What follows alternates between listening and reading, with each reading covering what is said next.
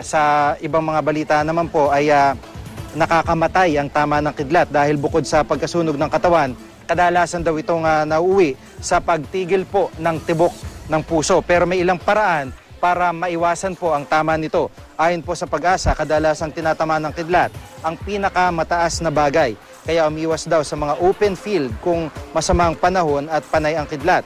Pero kung di may iwasan ay huwag daw ihiga.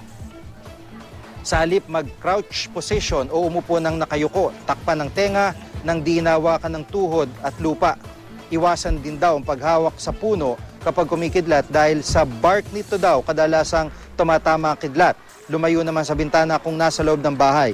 Huwag din daw humawak sa mga kable at tubo na may tubig dahil mabilis gumapang ang kuryente sa mga ito.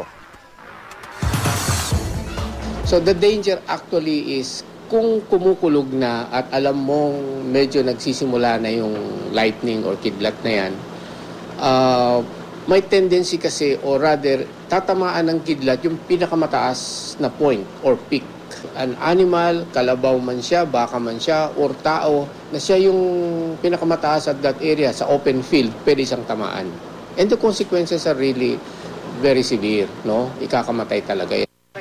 Kung ikaw po ay nasa isang open field at ikaw yung pinakamataas na pinakamataas na bagay doon sa open field, malaki pong porsyento na tatamaan ka ng kidlat.